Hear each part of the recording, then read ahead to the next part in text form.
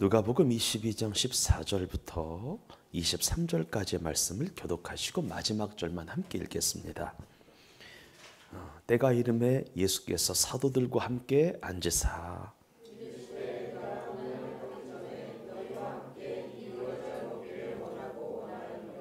내가 너희에게 이르노니 이 유월절이 하나님의 나라에서 이루기까지 다시 먹지 아니하리라 하시고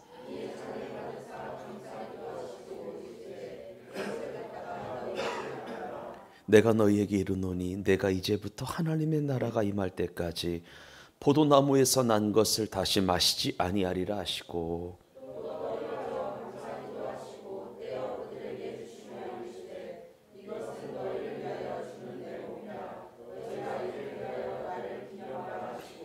저녁 먹은 후에 잔도 그와 같이 하여 이르시되 이 잔은 내 피로 세운 새 언약이니 곧 너희를 위하여 붓는 것이라.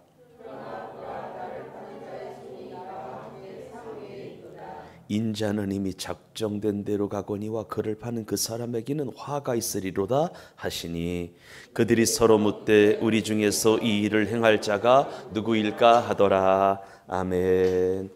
우리 한 번 더 인사하겠습니다. 말씀에 은혜 받읍시다. 네, 감사합니다. 우리 하나님 말씀 바로 나누겠습니다. 오늘 본문의 말씀인데 한번 읽어볼까요? 시작. 주의 만찬의 의미에 관하여. 여러분, 오늘 우리가 언어를 한번 정리하고 하려고 하는데 실은 성경은 성만찬이라고 되어 있지 않아요. 성경표기 보게 되면 다 주의 만찬이라고 기록되어 있는데 오늘은 주의 만찬의 의미, 유익 이런 것에 관해 함께 은혜를 나누는 시간을 갖고 거룩한 성찬의 주의 만찬에 함께하는 시간을 갖겠습니다. 시작할게요. 예수님께서 공생의 사역 3년 6개월의 시간을 거의 마치시고 십자가를 지시기 전에 이제 구원을 받아 주의 몸된 교회 안으로 들어온 자들에게, 주의 증인들에게, 제자들에게 두 가지 규례를 주셨어요. 그게 뭐냐? 하나는 세례였고 또 하나는 주의 만찬이라고도 하는 성만찬이었습니다. 그러면 세례와 주의 만찬은 무엇일까? 이것은 무엇을 뜻하는 것일까? 여러분, 세례 성만찬이라고 하는 것을 가만히 여러분들에게 쉬운 말로 표현을 드리면 예수님의 죽으심과 예수님의 부활하심을 눈에 보이는 그림으로 보여주는 거예요. 그림의 언어로 보여주는 거예요. 예수님의 죽으심 있잖아요. 예수님의 부활하심을 눈에 보이는 것들로 보여주는 거예요. 그림의 언어로 보여주는 거예요. 그러면서 구원받은 주의 백성들은 이 거룩한 야식에 참여하면서 예수님의 십자가의 고난과 부활을 통하여 얻게 된 그 구원 있잖아요. 이 구원을 다시 한번 기억하고 내 몸에 새기는 시간이 바로 세례와 성만찬입니다. 먼저 세례라고 하는 것은 나는 예수님의 피의 공로로 말미암아 죄 사함 받아 거듭났음을, 나는 예수님과 함께 죽었고 예수님과 함께 묻혔고 예수님과 함께 부활했음을 내 몸에 새기는 거고요. 또한 모든 사람 앞에서, 모든 사람들이 보는 앞에서 나는 예수님과 함께 죽었고 묻혔고 부활했음을, 그래서 새 생명을 얻게 되었음을 따라하겠습니다. 증언하는 것이라. 우리 크게 하면 합시다. 나는 예수님과 함께 죽었다, 예수님과 함께 새롭게 태어났다라고 하는 것을 증언하는 것이다, 고백하는 것이다라고 하는 거예요. 주의 만찬도 마찬가지예요. 이것 또한 그림의 언어를 통해서 말하는 건데 예수님께서 여러분과 저를 위하여 행하신 일 있잖아. 이 일을 모든 사람들에게, 형제자매들에게 증언하는 거예요. 나타내는 거예요. 구원받은 백성이라고 하는 것을 선전하는 거예요. 그러면서 동시에 예수님께서 나를 위하여 행하신 놀라운 일을 따라합니다. 기념하며 기억하는 것이라. 아멘이시죠? 기념하며 기억하는 거예요. 여러분, 주의 만찬은 신약시대에 예수님께서 만들어주신 규례예요. 이 말이 뭐냐? 구약시대에 있었다 없었다? 없었다라고 하는 거예요. 신약시대 예수님이 만드신 규례가 주의 만찬과 세례라고 하는 거예요. 오늘은 좀 주의 만찬을 좀 보려고 하는데, 이 주의 만찬은 그러면 언제 제정되었을까? 언제 만들어졌을까? 여러분, 이 주의 만찬이 언제 제정되었냐면 예수님께서 십자가에 달려 죽으시기 바로 전날 밤에 예수님이 제자들과 함께 유월절 만찬을 잡수시던 그 자리에서 만들어진 것이 바로 주의 만찬이에요. 한번 읽어보겠습니다. 사도 바울의 가르침인데 읽습니다. 시작. 내가 너희에게 전한 것은 주께 내가 성만찬을 하나님 앞에 받은 것을 내가 알려준다는 거예요. 다시 23 읽어보겠습니다. 시작. 내가 너희에게 전한 것은 주께 받은 것이니 곧 주 예수께서 잡히시던 밤에 떡을 가지사. 언제 만들어진 거예요? 주 예수께서 잡히시던 밤에. 그러니까 예수님이 제자들과 함께 유월절, 그러니까 십자가에 잡혀 죽으시기 전에 유월절 만찬을 함께 했는데 그 자리에서 제정하셨다라고 하는 겁니다. 그러면서 이 주의 만찬이 얼마나 중요하고 위대한 규례였으면 예수님은 주의 제자 마태와 마가와 누간을 통하여 모두 성경에 기록하게 하셨어요. 그러니까 마태복음에도 나오고 마가복음에도 나오고 누가복음, 이 공간복음 세 군데의 주의 만찬이 다 기록됐다라고 하는 것은 중요하다 안 중요하다? 정말 중요하다는 거예요. 그러면 왜 도대체 주의 만찬이라고 하는 것이 중요한 걸까? 여러분, 공관복음 세 곳에 다 기록됐다라고 하는 것은 중요했기 때문에, 중요하기 때문에 예수님도 기록하라고 한 거고요. 제자들도 쓴 거잖아요. 왜 이렇게 주의 만찬이 중요한 걸까? 이것을 알려면 유월절에 관한 약간의 개념 정리가 필요해서 말씀을 드리는데요. 여러분, 유대인들에게 있어서 가장 중요한 절기는 유월절이에요. 어떤 절기다? 유월절이에요. 그러면 왜 유월절이 유대인들에게 있어서 가장 중요한 절기가 될까?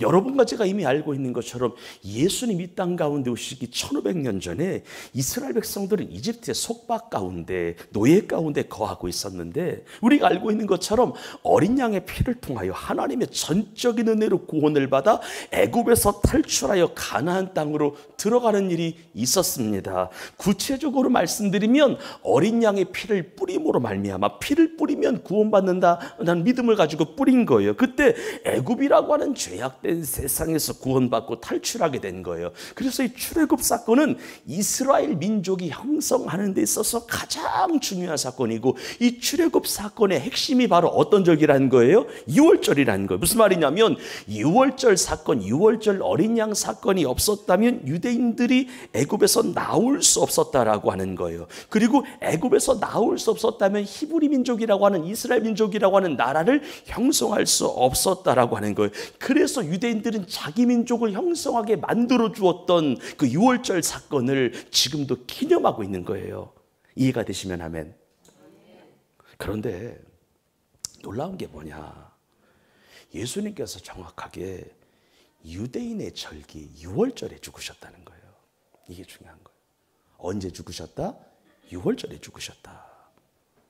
누가복음 22장을 보게 되면은 주의 만찬에 관한 내용이 기록되어 있는데, 성경을 보게 되면은 예수님께서 십자가에 달려 죽으시려고 했던 기간이 유대인들의 절기 유월절이었어요. 그러면 왜 주의 만찬이 중요할까? 잘 생각하셔야 되는데, 보통 구약은 신약의 예표라고 해요. 뭐라고 한다? 예표, 그림자라고 해요. 그리고 신약은 구약의 성취라고 하거나, 신약은 구약의 실체라고 해요. 다시 말씀드려요. 구약은 신약의 뭐다? 예표다. 그리고 신약은 구약의 뭐다? 실체다. 성취다라고 하는 거예요. 그래서 예수님 오시기 1500년 전에 속박의 땅에 갇혀 살았던 유대인들이 하나님 말씀에 따라서 무엇을 죽였어요? 어린 양을 죽였잖아요. 그리고 어린 양의 피를 뿌림으로 말미암아 죽음의 사자가 뛰어 넘어간 거잖아요. 그런데 어린 양의 피를 뿌리는 유월절 사건은 먼 훗날 이루어질 일에 대한, 따라합시다, 예표였다. 아멘이시죠? 그림자였다라고 하는 거예요. 그럼 여러분들, 예표가 있다라고 하는 것은 뭐가 있다는 거예요? 실체가 있다라고 하는 건데, 그 예표의 실체가 되시는 분이 누구이신 거예요? 예수님이신 거예요. 사람의 모든 죄를 사하는 그 어린 양 예수님이 구약 성경의 실체가 되신다. 구약 성경의 성취가 되신다는 거예요. 그래서 사도 요한은 자신에게 걸어오는 예수님을 보고 한번 따라하겠습니다. 세상 죄를 지고 가는 하나님의 어린 양이라. 아멘이시죠? 그래서 구약의 실체가 되시는 6월절 어린 양 예수 그리스도께서 오셔서 십자가의 피를 뿌리심으로 말미암아 모든 죄를 사하셨고 우리를 구원하신 줄 믿습니다. 그래서 그 이후로 더 이상 어린 양을 잡고 어린 양의 피를 뿌리지 않아도 되는 것이고요. 주님이 이루어 놓으신 십자가 대속 속죄 사역을 믿으면 구원받는 것을 믿으시기를 주의 이름으로 축원합니다. 그리고 예수님이 진정한 구약의 실체가 되려면 아까 말씀드렸던 것처럼 구약시대의 어린 양이 6월절에 죽었던 것처럼 실체가 되시는 예수님도 6월절 절기에 죽으셔야 되는데 예수님은 정확하게 언제 죽으셨다? 6월절에 죽으셨다. 지금으로 말하면 대략 4월 초순경에 죽으신 거예요. 그래서 여러분들 이런 거예요. 주의 만찬이 중요한 이유가 뭐냐? 이거 기억하셔야 돼요. 주의 만찬이 중요한 이유가 뭐냐?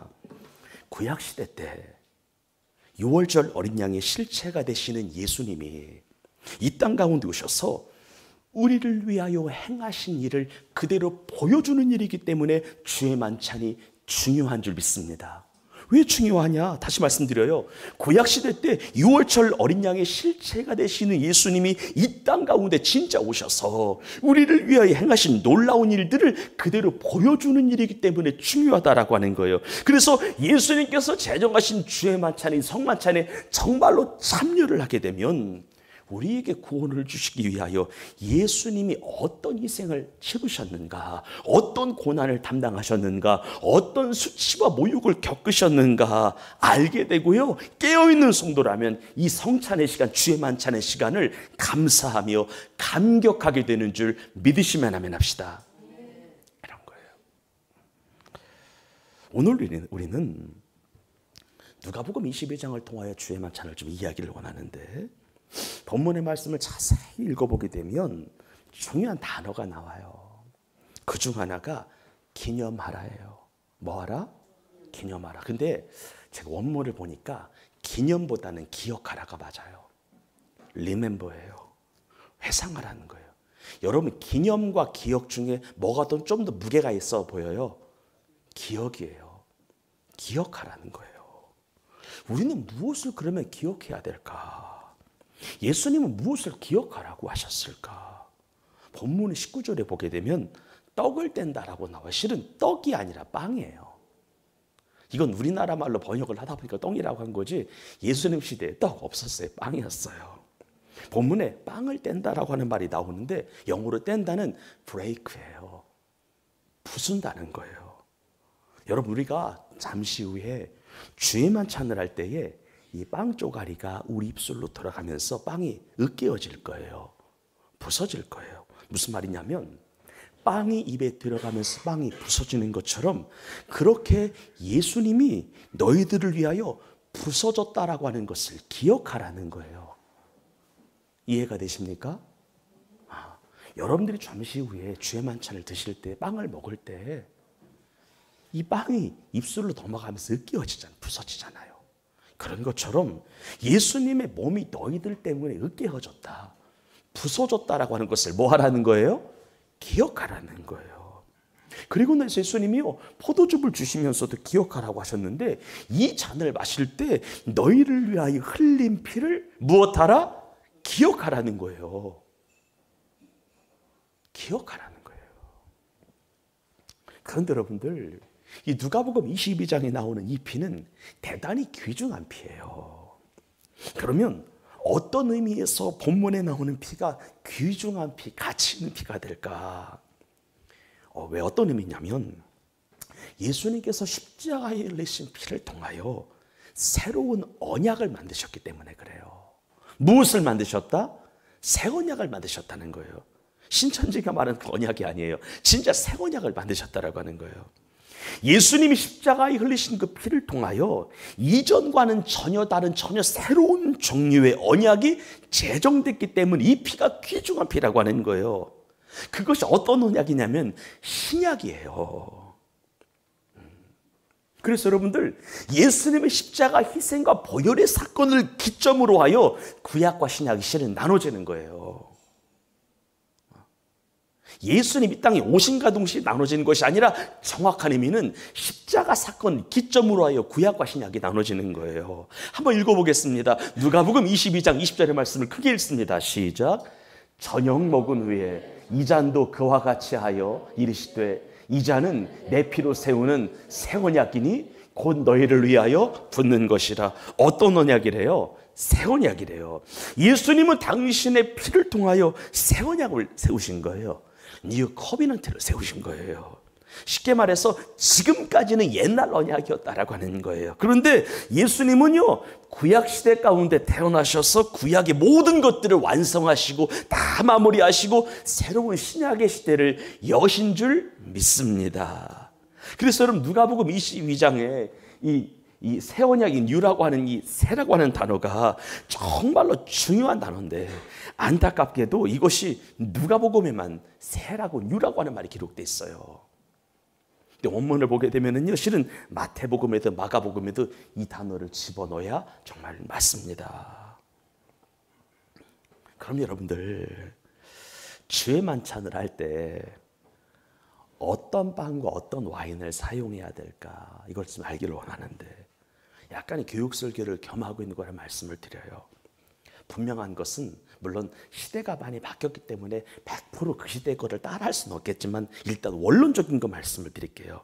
분명한 건 아무 빵이나 사용하면 안 돼요. 어떤 교회는 달달한 카스테라를 쓰는 경우가 되는데 진짜 그거 아닌 것 같아요. 그건 아니에요. 그러면 적어도 주의 만찬을 할 때 어떤 빵을 써야 될까? 여러분, 유월절의 실체가 되시는 분이 예수님이신데 그 실체가 되기 전에 예표적인 사건은 출애굽 사건 때 정해진 출애굽 사건도 유월절이 만들어진 거잖아요. 그때 그 유월절의 기사를 보게 되면은 어떤 것을 통하여 어떤 빵을 통하여 성찬을 해야 되는지 우리가 대략 알게 되는데 한 번만 읽어봅시다. 시작. 너희는 이날을 기념하여 여호와의 절기를 삼아 영원한 규례로 대대로 지킬지니라. 너희는 이래 동안 무교병을 먹을지니 그 첫날에 누룩을 너희 집에서 제하라. 무릇 첫날부터 일곱째 날까지 유교병을 먹는 자는 이스라엘에서 끊어지리라. 아멘. 여러분, 이스라엘 행사에 있어서 가장 중요한 행사 절기가 유월절 사건인데요. 이 유월절 때는 뭐를 먹었어요? 무교병을 먹었어요. 무교병이라고 하는 것은 여러분 빵 만들 때 이스트라고 하죠. 효모균을 넣지 않은 빵을 뭐라고 하는 거예요? 무교병이라고 하는 거. 이것을 넣으면 뭐가 되는 거예요? 유교병이 되는 거예요. 그러니까 이런 거예요. 유월절이 제정됐을 때 하나님이 무교병을 먹으라고 했어요? 유교병을 먹으라고 했어요? 효모균 이스트가 들어가 있지 않은 무교병을 먹으라고 했어요.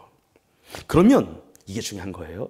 도대체 누룩이라고 하는 게 이스트인데 이 누룩이라고 하는 것이 무엇을 상징하기에 무엇을 뜻하기에 우리가 주의 만찬에다 참여할 때에 누룩 없는 빵을 사용해야 됐을까? 신약을 보게 되면은 이 누룩은 죄를 상징해요. 무엇을 상징한다? 죄를 상징해요. 한번 읽어봐요.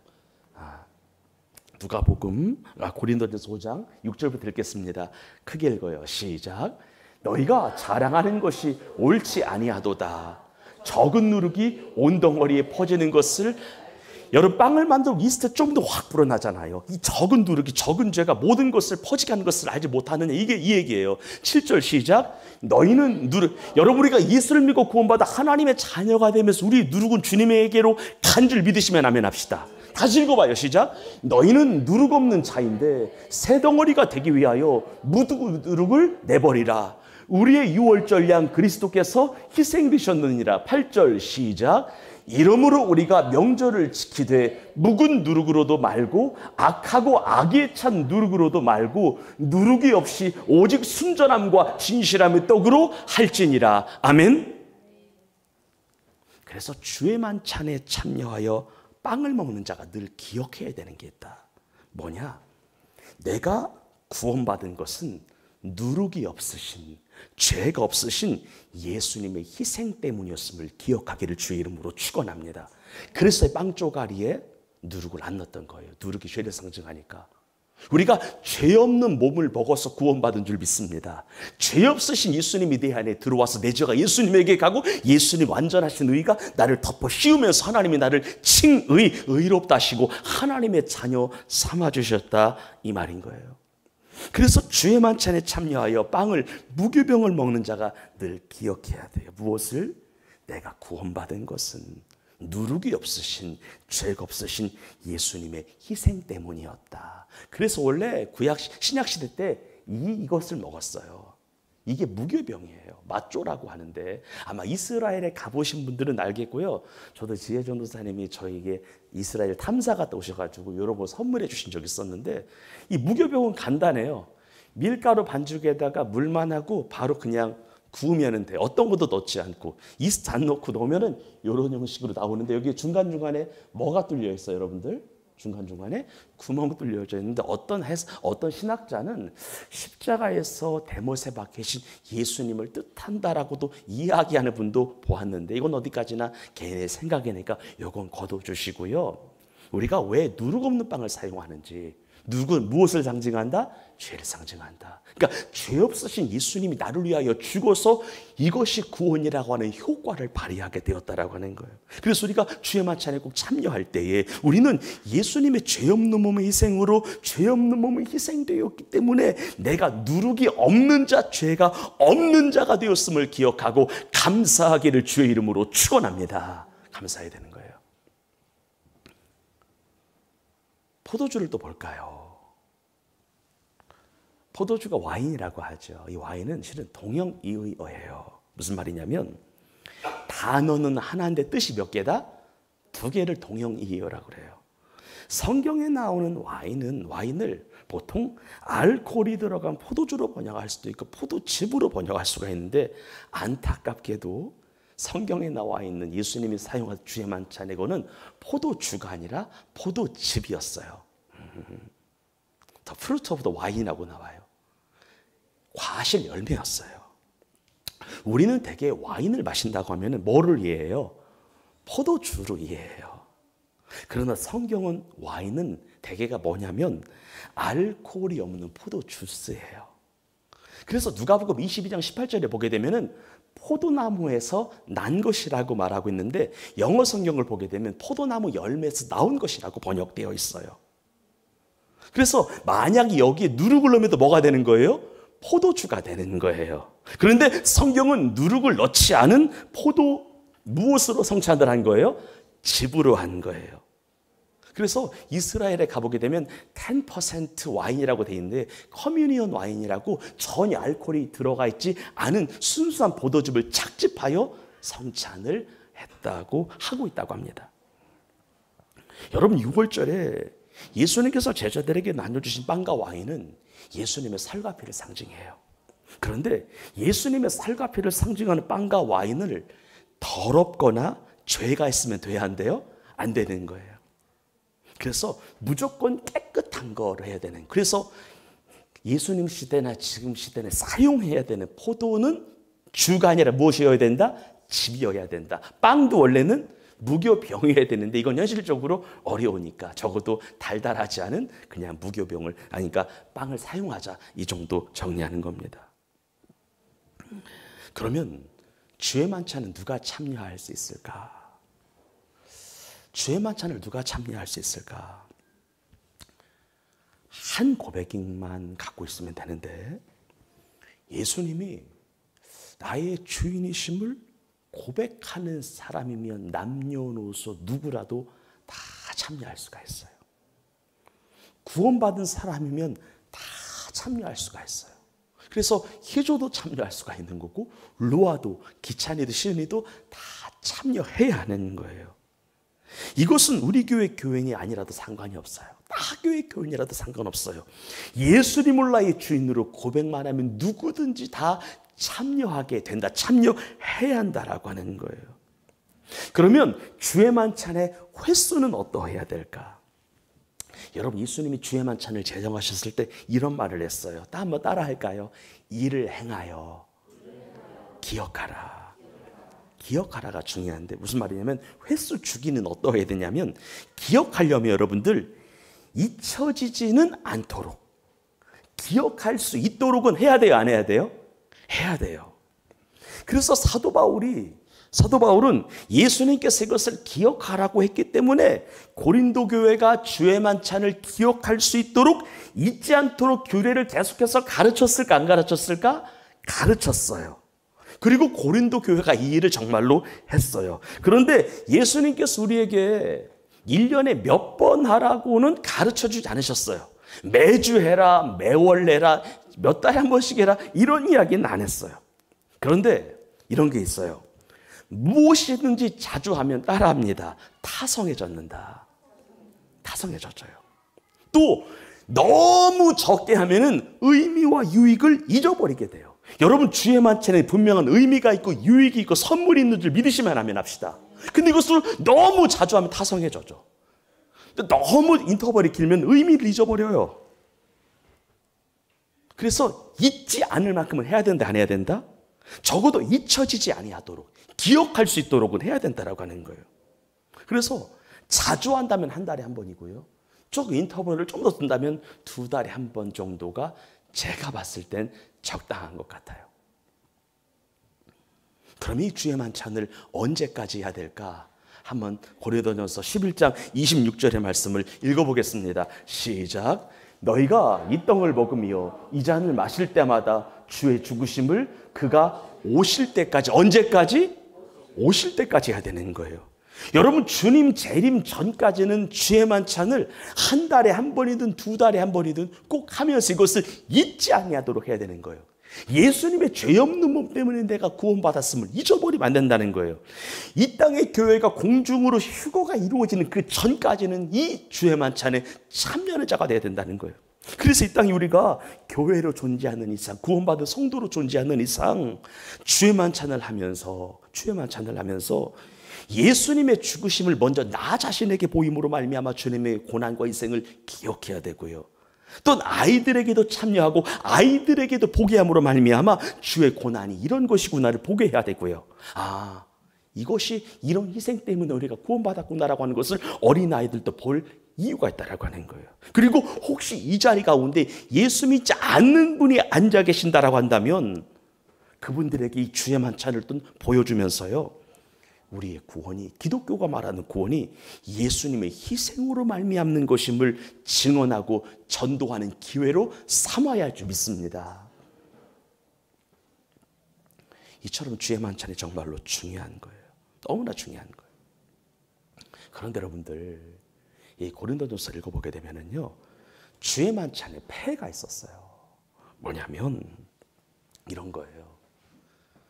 내가 명하는 이 일에 너희를 칭찬하지 아니하리니, 이 일은 주의 만찬을 말하는 칭찬을 못하겠다는 거예요. 이는 너희의 몸이 유익이 못되고 뭐가 된다는 거예요? 해로움이 된다는 거예요. 여러분, 고린도 교회 사람들이 모여서 주의 만찬을 하는데 이 주의 만찬이 교인들에게 유익이 되어야 돼요? 해로움이 되어야 돼요? 유익이 되어야 되는데 유익이 되어야 할 주의 만찬이 해가 되기 시작했다는 거예요. 이걸 알려면 이 본문을 이해해야 되는데 한번 읽어보겠습니다. 천천히 읽어봐요. 시작.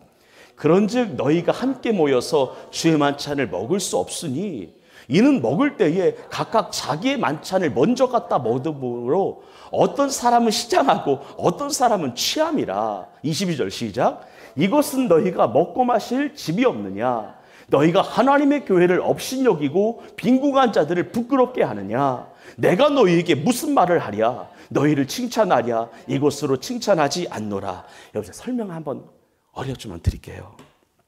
이 말씀에 대한 배경이래요.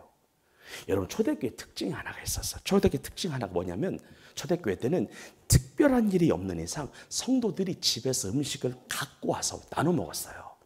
그래서 우리가 뭐라고 그래요? 애찬이에요. 애찬의 개념은 초대교회 개념인데, 애찬이 제대로 이루어지려면 식당 봉사 하시는 분을 만드는 것이 아니라 삼삼 각자가 음식을 조금씩 싸와야 되는 거예요. 그래서 나눠 먹어야 되는 거예요. 그래서 러브 피스트라고 하는 거예요. 성도들이 싸운 음식을 나눠 먹었어요, 이 안에서.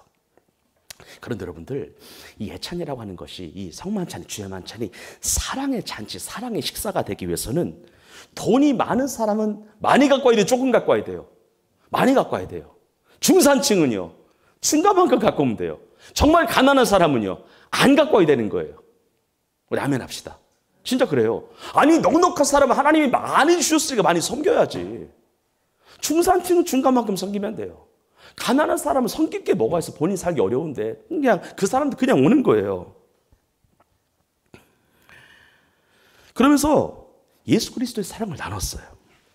그러면서 애찬이 다 끝나고 나서 애찬의 절정에 행했던 것이 뭐냐면 주의 만찬이에요.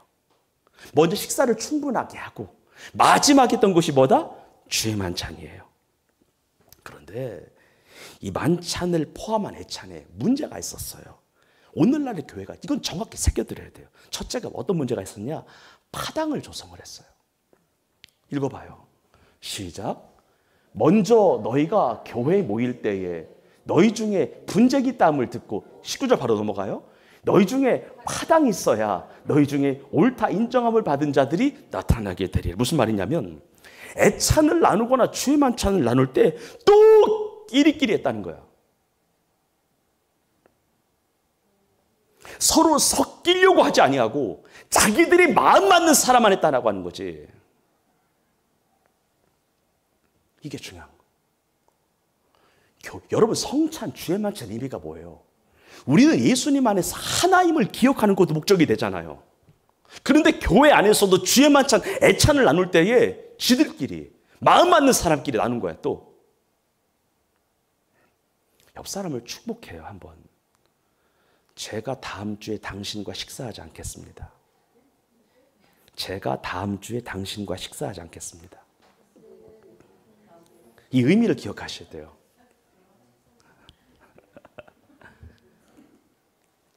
이게 예나 지금이나 이게 고린도 교회 때 있었던 거예요. 교회 내에서 파당의 문제가.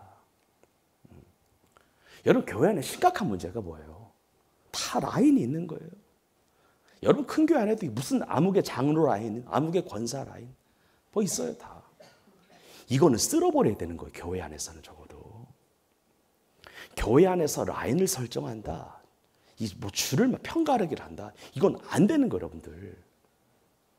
교회 안에서 분쟁이 있었다. 이 만찬 때문에. 여러분, 주의 만찬, 애찬을 좋은 목적이, 나쁜 목적이 뭐예요? 목적은 좋은 거예요. 근데 목적이 목적되지가 않는 겁니다. 그리고 어떤 문제가 있었냐? 부자들이 많이 쌓은 음식을 나누지 아니하고 자기들끼리 먹고 자기들끼리 배부르는 거예요. 그러니까 가난한 사람들은 이 안에서 먹을 게 있어요, 없어요? 없어요. 그러니까 가난한 사람들이 교회 왔을 때 또 한 번 상처를 받는 거야. 또 한 번 수치심을 겪는 거야. 세상에서도 내가 돈 없다고 무시하는데 교회 안에서도 이런 일이 또 한 번 발생을 하는 거예요. 그래서 바울이 20절에 뭐라고 이야기하냐면 이것은 너희들이 하는 짓거리는 애찬도 아니다. 주의 만찬이 아니다라고 하는 거예요. 여러분, 교회 안에는 하나님 안에서 평등해야 됩니다. 적어도 교회 안에서는. 그러니까 고린도 교회가 진정한 사랑과 배려가 없었던 거예요. 섬김이 없었던 거예요. 그래서 사도 바울이 주의 만찬이나 애찬을 행할 때, 교회 안에서 행할 때에 서로의 마음이 어렵지 아니하도록, 상처 주지 아니하도록 조심해야 된다라고 말하면서 몇 가지를 권면합니다. 한번 읽어보겠습니다. 시작. 그러므로 누구든지 주의 떡이나 잔을 합당하지 않게 먹고 마시는 자는 주의 몸과 피에 대하여 무엇을 짓는 것이다? 죄를 짓는 것이다. 이 주의 만찬에 잘못하게 되면 우리 죄를 짓는 것과 같다. 그래서 우리가 주의 만찬에 참여할 때 뭐를 해야 되냐면 이 작업이 필요하다. 자기를 뭐 하는 거예요? 살피는 게 필요한 거예요. 자기를 살펴. 그래서 항상 우리가 주의 만찬에 참여하기 전에는 나를 살펴야 하는데, 혹시 내가 하나님 앞에서 주님의 거룩한 몸과 주님의 거룩한 피에 참여하기에 심각한 죄를 저지르고 이 자리에 온 것은 아닌지 항상 살피면서 몸과 마음을 돌아보라고 제가 여러분들에게 이번 주에 개인 문자를 보냈죠. 이번 주에. 만일 내가 심각한 죄를 짓고 회개하지 않고 이 만찬에 참여하게 되면은 하나님이 정죄하신대요. 그래서 주의 몸과 피를 먹고 마시는 것이 아니라 주님의 심판을 먹고 마시는 격이 돼버린대요. 이렇게 되는 거예요. 읽어보겠습니다. 시작. 주의 몸을 분별하지 못하고 먹고 마시는 자는 자기의 죄를 먹고 마시는 것이라 라고 말하는 거예요. 쉬운 성경에 보니까요, 하나님의 심판을 먹고 사는 거랑 똑같은 거래, 이것은. 그래서 이 고린도 교회가 정말 실컷 죄를 짓고 돌아보지 아니하고 나를 살피지 아니하고 회개하지 아니하고 이 성찬에 참여해서 어떤 일이 벌어졌냐면 보아야 돼. 이거는 읽어보겠습니다. 11장 30절 읽겠습니다. 시작. 그러므로 너희 중에 약한 자와 병든 자와 많고 잠자는 자도 적지 아니하게 되었다. 무슨 말이에요? 주의 만찬에 잘못 참여했다가 아마 이때 영적으로 민감한 세상이었던 것 같아요. 교회였던 것 같아요. 오히려 이 주의 만찬이 내 영혼을 강건하게 하려고 했던 건데 오히려 약해지게 되었다라고 하는 거예요. 병들게 되었다는 거예요. 여기서 잠자는 별 원문에 보니까 죽었다는 거예요. 주의 만찬 잘못하고 죽었다는 거예요. 이러면 돼야 안 돼요? 안 되는 거예요. 그래서 우리가 주의 만찬에 참여할 때는 신중해야 된다. 그리고 한 주간 동안에 살펴야 된다라고 하는 것을 여러분 꼭 기억하시기를 바라요. 마지막으로 주의 만찬을 통하여 성도가 기억해야 되는 게 있어요. 하나가 뭐냐? 성도는 주의 만찬을 통하여 좀 이따 이 빵과 포도주를 마실 때 나의 죄를 대신하여 예수님이 죽으셨음을 한 번 더 기억하시기를 바라요. 예수님이 십자가의 단번에 죽으심으로 말미암아 영원 무궁토록 나의 죄가 사함 받았다라고 하는 것을 기억하기를 바라요. 두 번째는 만찬은 어떤 만찬이에요? 주님의 만찬이기 때문에 예수님이 우리의 주인이심을 이 고백을 통하여 한 번 더 기억하기를 주의 이름으로 축원합니다. 예수님은 저와 여러분의 구원자가 맞아요. 그런데 예수님은 우리의 구원자 이상이 되어야 돼요. 우리의 구원자 이상 주인이 되어야 돼요. 그래서 우리가 주의 만찬을 통하여 무엇을 기억하고 회개해야 되냐면 과연 우리가 예수님을 주인으로 모시고 살아가고 있는가? 만약 그렇지 않다면 이 시간을 빌어 다시 한번 회개하고 예수님을 기억하기를 예수님의 이름으로 축복합니다. 마지막 세 번째, 주의 만찬은 축복의 시간임을 기억하자. 어떤 시간? 축복의 시간. 원문에 보니까 여러분들 코이노니아라고 나와 있어요. 커뮤니언이라고 나와 있어요. 여러분 주의 만찬은 그리스도의 몸과 그리스도의 피에 참여하여 나는 주님 안에 있음을, 나는 주님께 속한 자임을, 나는 주님과 하나임을 확인하고 확증하는 시간이기 때문에 축복된 시간이에요. 아, 나는 주님 안에 있구나. 나는 주님에 속한 자이구나. 나는 주님으로부터 구원받은 하나님의 자녀이구나라고 하는 것을 이 자리를 빌어 다시 한번, 그러니까 구원의 확신을 주는 시간이기 때문에 여러분과 저에게 축복된 시간이라고 하는 거예요. 믿으십니까? 이런 거예요. 아, 왜 축복된 시간이냐? 구원을 점검하는 시간이 되니까, 구원을 확신하는 시간이 되니까, 구원을 확증하는 시간이 되니까 라고 하는 겁니다. 결론 맺겠습니다. 주의 만찬은 축복의 잔과 축복의 빵이에요. 영어 성경에 보니까 The cup of blessing이라고 나와요. 축복의 잔이래요. 축복의 빵이래요.